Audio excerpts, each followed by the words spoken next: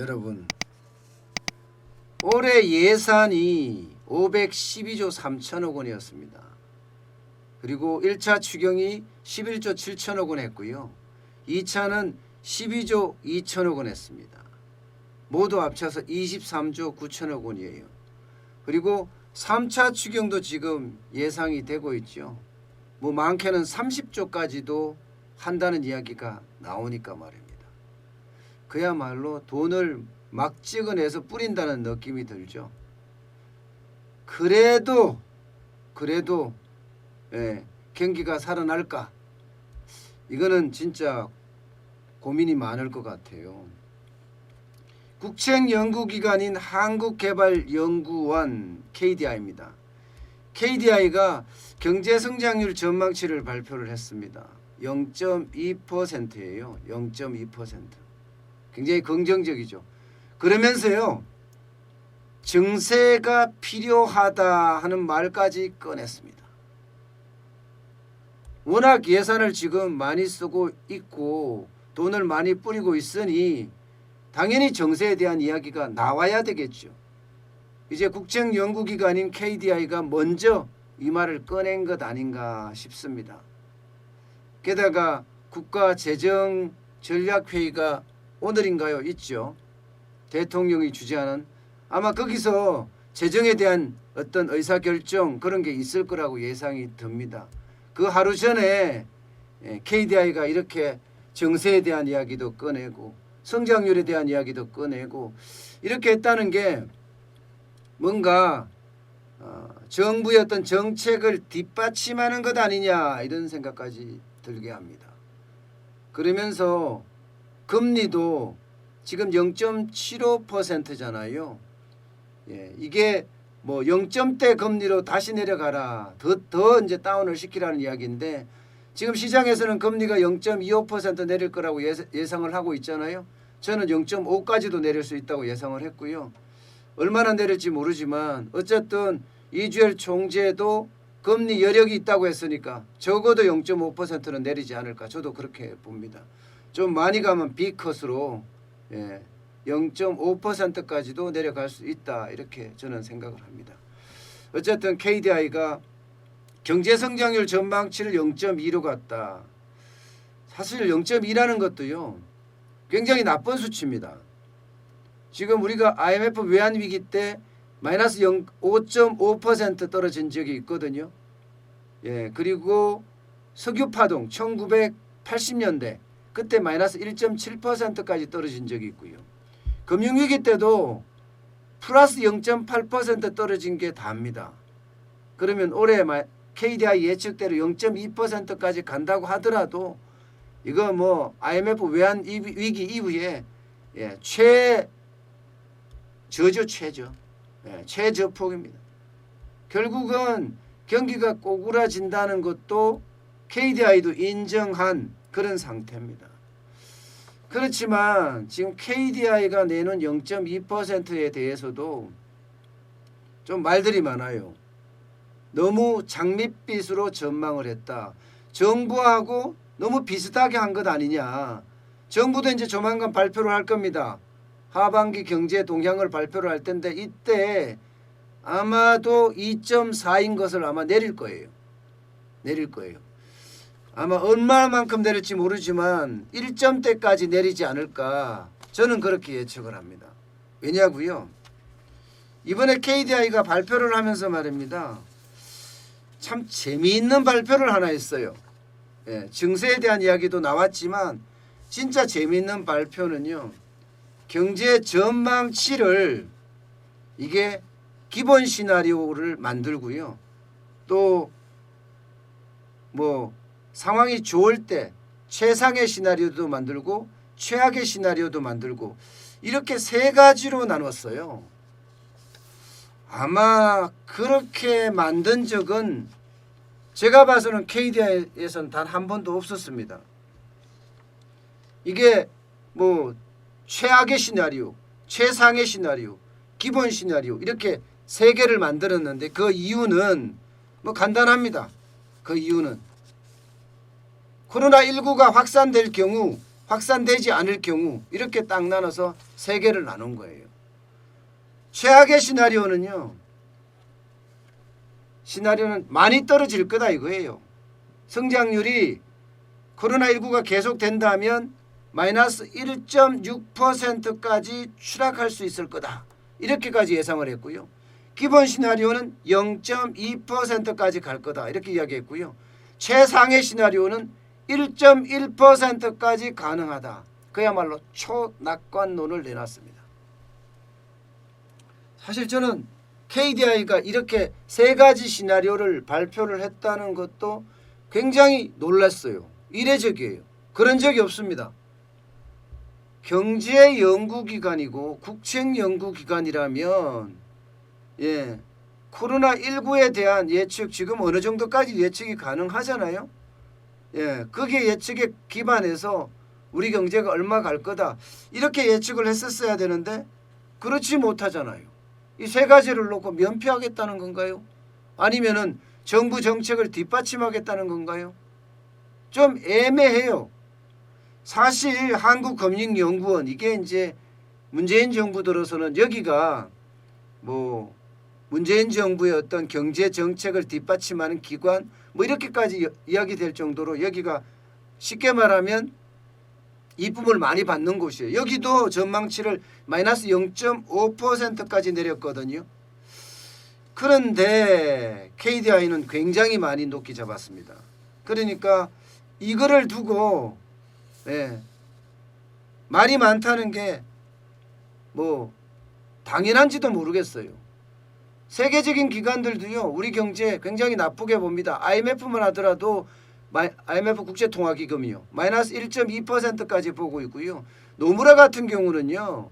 심각합니다. 마이너스 12%까지도 본단 말입니다. 적게는 마이너스 5.9%까지도 보고요. 우리 경제가 그만큼 최악으로 달려간다. 이렇게 지금 이야기를 하고 있는 중이거든요. 그런데 너무 긍정적으로 봤다. 그런데 사실 구체적으로 한번 보겠습니다. KDI가 본 거. 경제 성장률은 그 가장 중요한 요소가 세 가지입니다. 세 가지. 소비, 투자, 수출입니다. KDI는 어떻게 보고 있는지. 소비는요. 굉장히 소비 심리가 악화돼 있고 서비스 산업 자체가 다 무너졌기 때문에 아마 앞으로 소비도 더 어려워질 거다. 특히 민간 소비가 더 어려워질 거다. 정부 소비는 조금 늘어나겠지만 민간 소비는 굉장히 어려워질 거다. 이렇게 KDI는 예측을 했습니다. 이미. 적어도 말입니다. 2% 이상 감소할 거다. 2%요. 소비가 2% 감소한다는 거는요. 어마어마하게 감소하는 겁니다. 두 번째가 투자인데 투자도 마찬가지예요. 투자도 지금 이야기하는 것을 KDI는 0.9% 증가에 그칠 거다. 증가예요. 그래도요. 글쎄요. 증가가 갈지 잘 모르겠지만 지금 반도체 설비 투자 중심으로 삼성전자가 투자를 많이 하기 때문에 투자에 대한 게 조금씩 나아지고 있다고는 이야기는 하거든요. 게다가 SOC 정부의 어떤 그 생활 SOC 관련된 투자 건설 투자가 좀 늘어나기 때문에 전체적으로는 좀 늘어난다고 하지만 글쎄요. 코로나19가 이렇게 계속됐을 때 과연 늘어날까? KDI는 0.9% 지금 보고 있습니다. 수출이요? 수출은요. 그야말로 최악의 상황입니다. 수출이라는 게 순수출이 핵심인데 대한민국 수출 주도 국가이기 때문에요. 수출이 많이 돼야지 경제 성장률이 올라가게 되어 있습니다. 근데 KDI는 마이너스 3.4% 감소할 거다. 이렇게까지 예상을 했습니다. 특히 외국인 관광객 수출, 서비스 수출은 최악으로 갈 거다. 상품 수출도 적자로 갈 거다. 이렇게까지 예상을 하고 있단 말입니다. 다시 말해서 민간 부분의 경제 활력이 크게 떨어진다고 이야기하면서도 지금 0.2% 성장할 거다. 이렇게 봤단 말입니다. 여기에다가 소비자 물가 지금 장난 아니거든요. 민간 부분의 경제 활동이 뚝뚝 떨어지면서 악화되면서 지금 기대 인플레이션 같은 경우는 계속 하락하고 있고요. 또 올해 전체적으로도 물가 상승률이 0.4%에 그칠 거다.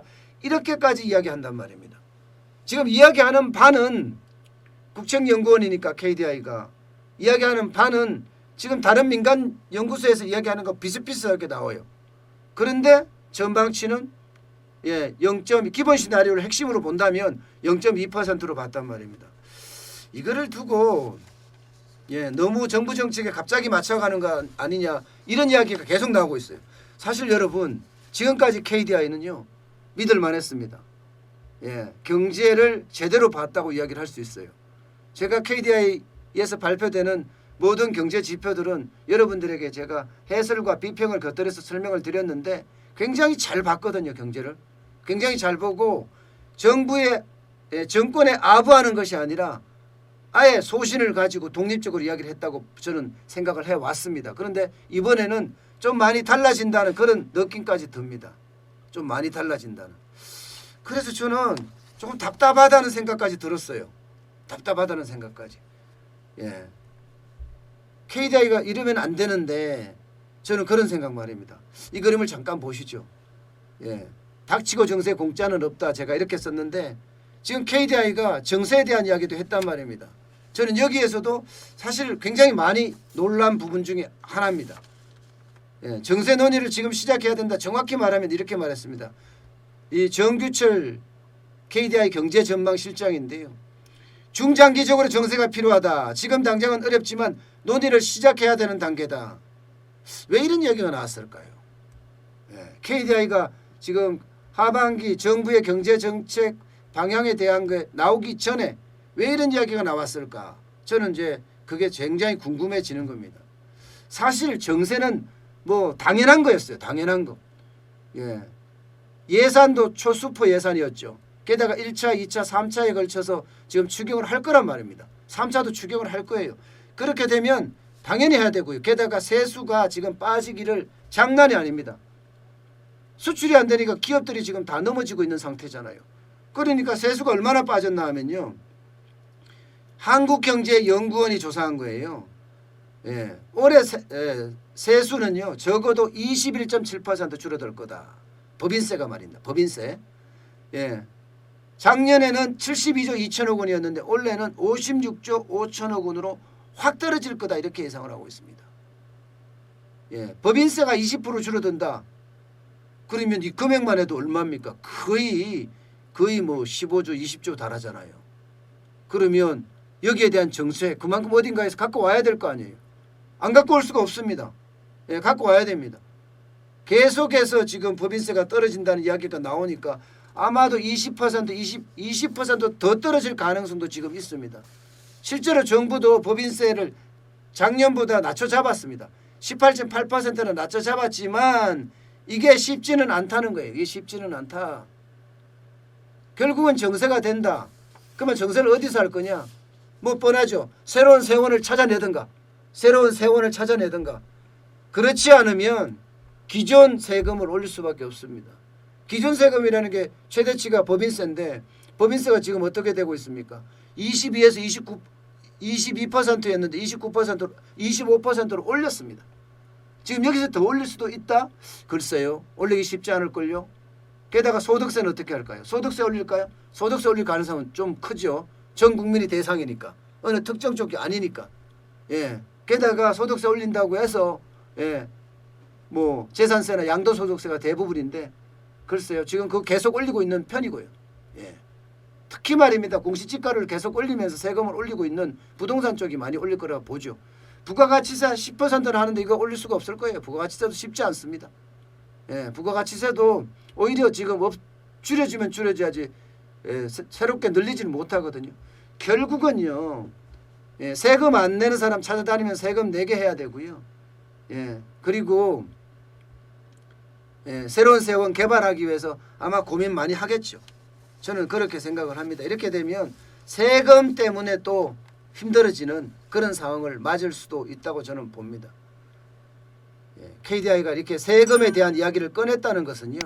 그만큼 우리 그 정부 재정에 굉장히 크게 문제가 있다. 이렇게 이야기할 수가 있습니다.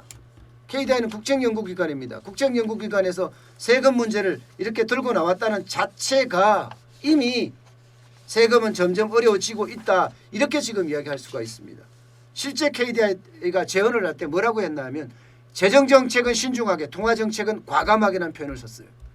재정정책은 신중하게란 말이 무슨 이야기? 돈 자꾸 풀다 보면 고갈난다. 오늘 이미 고갈났죠. 예, 나라 국가는 이미 고갈났고 돈 찍어내고 있죠. 지금은요. 예. 통화정책은 과감하게. 이거는 이제 예, 금리를 내리란 이야기예요. 자, 저는 지금까지 국책연구기관인 KDI가 잘 해왔다고 생각을 해요. 예, 앞으로도 잘 해줘야 된다고 생각을 하고요. 왜? 국가를 위해서요. 또 국민을 위해서요. 예, 경제의 소신을 갖고 그 소신 하에 지금 해야 되는데 이번에 조금 실망스러운 점이 많아요. 예, 이례적인 어떤 세 가지 시나리오를 놓고 코로나19가 확산 안 되면 이런 식의 시나리오를 내고 KDI가 발표를 했다는 것은요, 좀 실망스럽습니다.